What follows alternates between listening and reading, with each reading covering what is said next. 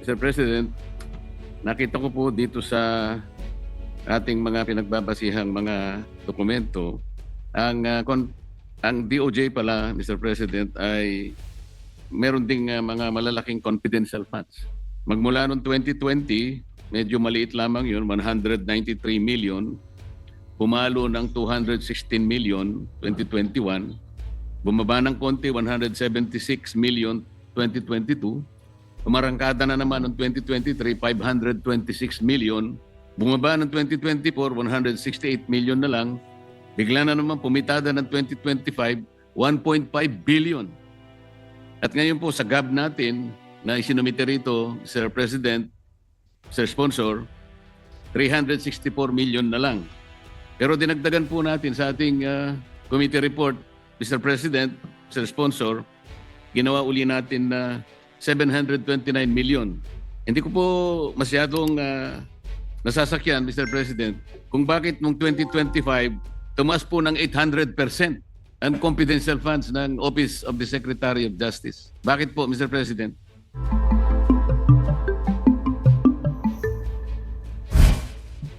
Tama ho kayo, Mr. Senator Marcoleta. Yung pag-increase po ng confidential fund sa Office of the Secretary, ito po ay request ng ahensya in the context nitong mga nangyayari ho sa atin ngayon sa flood control issues at mga iniimbestigahan ho nila. Ito po ay ginagamit nila sa pagkukuha ng mga information, pagkukuha po ng mga ebidensya at ina-anticipate ho nila na in the following year, tuloy-tuloy rin po yung pag-iimbestiga ho nila. So, in fact, during if you remember, I think you were there during the budget hearing, isa po rin to sa mga tanong ko bakit from 1.1 billion yung confidential funds, bumagsak po siya sa 34 million. Dahil ang konteksto ho nito, ang daming iniimbestigahan, ang dami pong personalities na lumalabas. So after they realized na ganun ho talaga ang mangyayari, they requested for an additional 180 million, which we find reasonable in today's context. Mr. President, yung 2025 po na 1.5 billion, nauna na pong nailatag ito bago pa dumating ang iskandalo ng flood control. Paano po na project na darating ang iskandal? Ho yun, di ba ho yun? I was pertaining to the 2026 po. Hindi po, ang sinasabi ko yung... Ay, hindi ko po- 2025? Hindi ko po masakyan. From 168 million ay naging 1.5 billion po noong 2025, lumundag po ng mahigit 800%. Hindi po pwede sigurong gamiting katwiran dahil nga naglabasan ng flood control. Wala pa pong flood control scandal nung ito po'y mailatag, Mr. President. Yung aking paliwanag, Mr. President, is for the 2026 budget kasi diretso ho namin kausap si Secretary Vida. And in fact nga, during the hearing, kung matatandaan nyo, sinabi ko, bakit ang liit considering na ang daming investigahan? So, nagmuni-muni ho sila at bumalik ho dito at humingi po ng 180 million. Pero po yung 2025 po, yung 2025 confidential funds, 1.1 billion doon ay congressional initiative. Yung kanilang original confidential funds was only 34 million. Dinagdagan po ng Kongreso. And ang konteksto naman ho doon, that time, iniimbestigahan po yung missing sabongero. Yung po yung pinaka high profile case at that time. May mga case build-up na even before. Kaya ho, nag-request ho sila ng ganun amounts. Pero at this time, hindi na ho ganun kalaki yung kanilang ini-request. Ano po yung mga high-profile cases na kinakailangan pong lumundag ng mahigit 800% ng inyong confidential funds? At kailangan ba na dapat ganun karami ang confidential funds ninyo para lamang makapag-usig kayo, makapag-imbestiga ng mga kaso? Ang tinatanong ko po rito, Mr. President, ay yung nakapagtatakang biglang pagtaas na lang na kung ipaliliwanag in general terms na kasi po merong mga high profile, hindi po natin masusukat sa pamagitan ng ganong klaseng pangangatwiran lang. Pondo po ito na bigla na lamang umakyat ng ganong kalaki. Well, at that time po, yung isa sa pinaka-high profile ay yung Mrs. Sabongero. At alam naman ho natin prior to the flood control, ito talaga yung binibigyan ng malaking diin na isang tabi lang ngayon because of the flood control. But at that time, full force of DOJ ang nag-iimbestiga ho nito. At maraming headways na. In fact, nakita na nila yung mga patay sa Laguna Lake at yung mga buto sa Laguna Lake. So, yun po isa sa mga high-profile cases na inimbestigahan nila. Meron rin pong mga cases doon sa mga detention facilities ho natin, yung mga So yung mga sindikato po sa loob, yung nasabi po ng ating Senate President, yung mga drug dealers sa loob po ng piitan ho natin na pinomonitor rin nila, kumukuha sila ng mga information at intelligence para po matukoy nila kung sino-sino ho yun. At that time po, ang POGO was still active. No? So may mga POGO activities pa ho at that time na minomonitor ho nila. No? So yun po yung mga high-profile cases na minomonitor po ng DOJ, kaya kailangan ho nila ng confidential funds.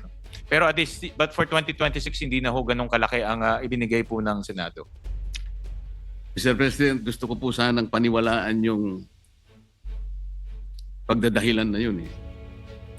Kaya lang nahihirapan po ako, pasensya na kayo.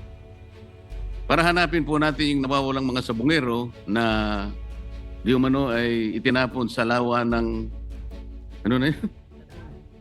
Taal Lake. Eh, ang nakuha naman natin yung mga buto ng palaka yata, Mr. President. 1.5 billion confidential funds.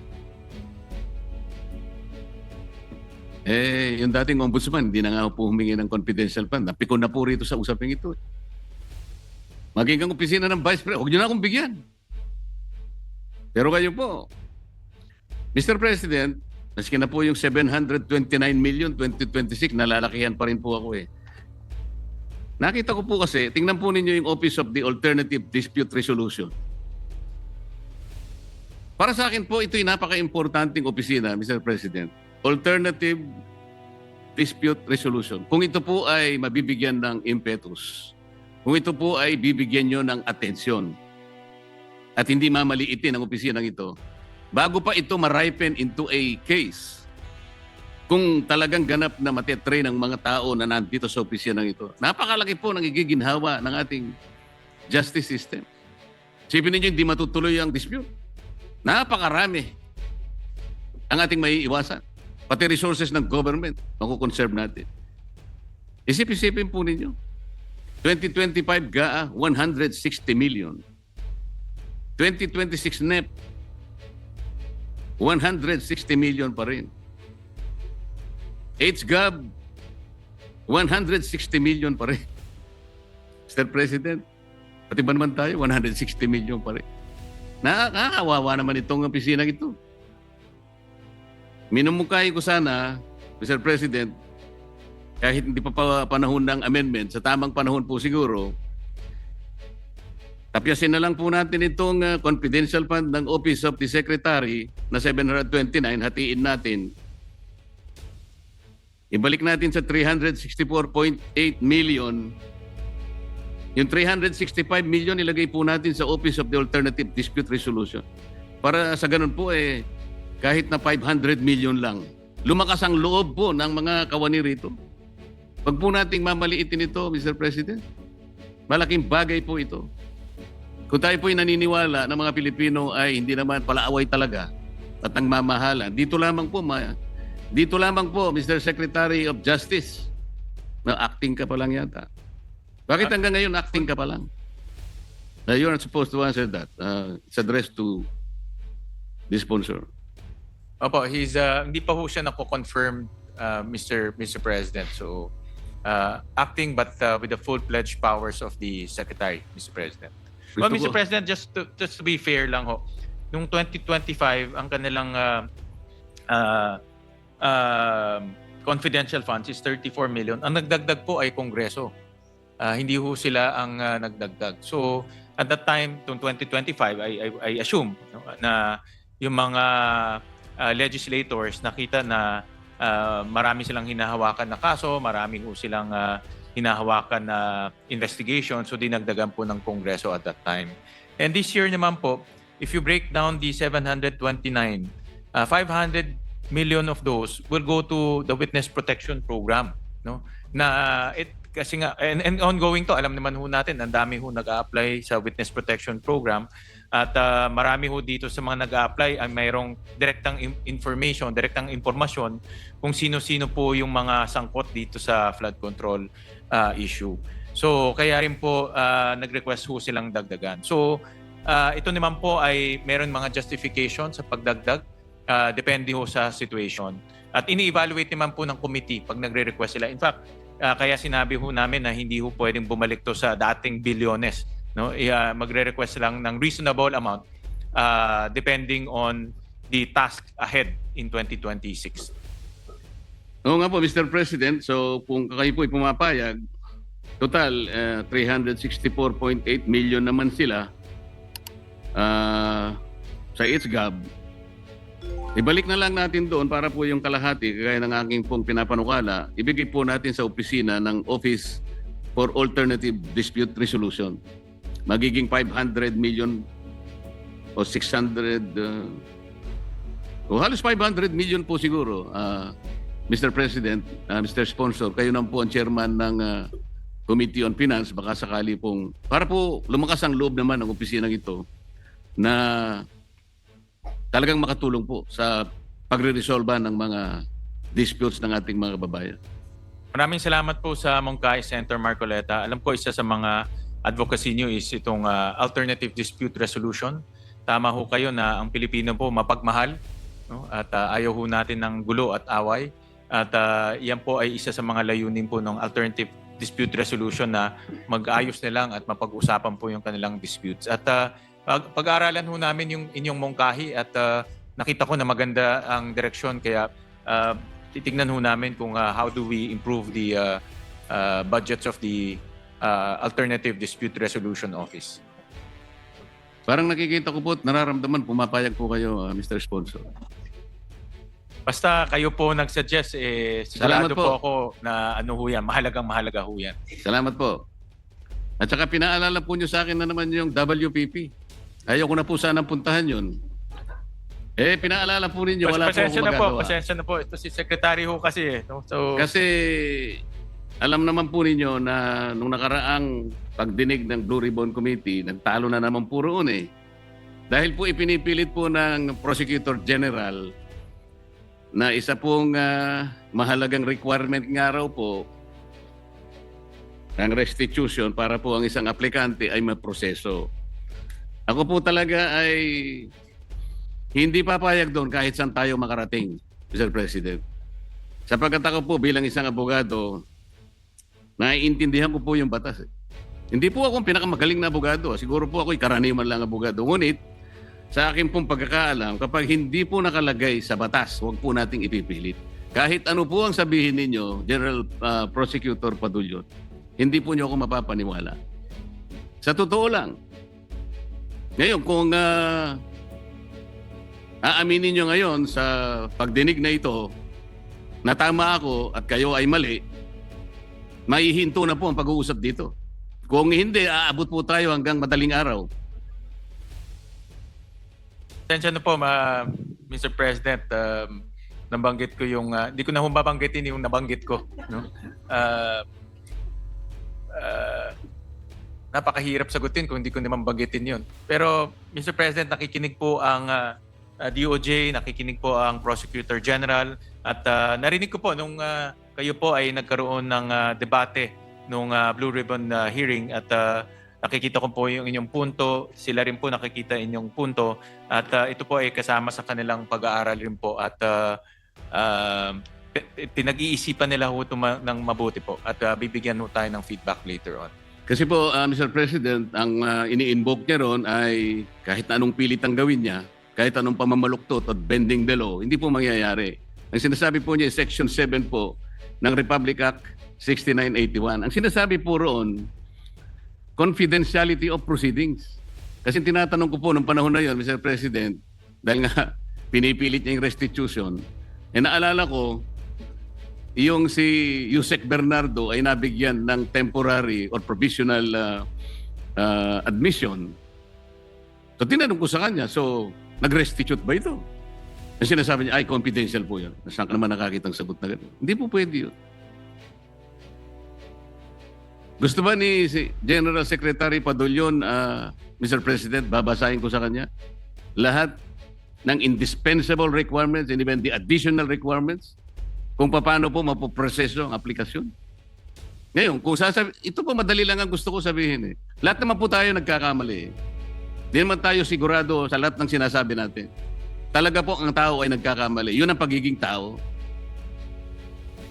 If he has the honor to at least amend himself, sabihin niya lang na naipagkamali ko po yun. Tatanggapin ko na po yun. Hihinto na po ako rito. At hindi na natin pag-uusapan ng WPP kahit kailan. Mr. President, alam ko naman po yung stance ng ating kasamang Senator Marcoleta at narinig ko nga yung inyong debate ng Blue Ribbon hearing. Very clear naman po sa akin ng inyong posisyon. Nasabi po ni Prosecutor General yung posisyon ng ehensya at para sa akin very clear rin, may basehan rin. At pero tingin ko baka mahirap ma-resolve ba ito ngayon dito, no? Kasi this is a difference of opinion and understanding. Ang suggestion ko ho ay bigyan ho natin ng panahon ang DOJ na pag-isipan mabuti ito, magmuni-muni. Nakikita ko naman ho pag sila ho ay pinag-iisipan, nagmuni-muni, bumabalik ho sila dito para magbigay ho ng kanilang komento o ideya. At hindi inaamin rin ho nila yung kanilang pag-a-adjust, no? For example nga itong confidential funds nung bumalik secretary, sabi niya nagkamali sila at kailangan itong pondo. So nakita ko naman yung gano'n nilang ugali at hindi naman ho sila maninindigan kung mali ho talaga o talagang hindi tama po yung kanilang ginawa. No? At hayaan na lang ho natin bumalik po sila sa kanilang dito po sa issue na ito. Ang DOJ po, Mr. President, is the government's principal law agency. It serves as a counsel at the same time a prosecutor. Napaka-importante po nun eh. Ngayon, ang ating Prosecutor General will offer an opinion. His opinion will not even matter. We talk about the clear and unmistakable provision of the law. Wala pong sinasabing restitution. Para mag-invento po kayo ng restitution is a requirement under a memorandum or blah, blah, blah. Hindi po pwede yun. Because as a lawyer, we always say, the spring cannot rise higher than its source. The very source, Mr. President, is the law itself. Hindi po pwede yung memorandum o opinion ninyo mangingibabaw sa batas. Ngayon, nahihiya kayo na aminin nyo na nagkamali kayo. I don't care about it. I care about the public. They should not be misled and be mistaken about your opinion. Nasa sa inyo po kung kayo ay magkukusang loob na magsasabi na nagkamali kayo o hindi. And you wanted to maintain your pride. Ayos lang po sa akin yun. Maraming salamat po, Madam President.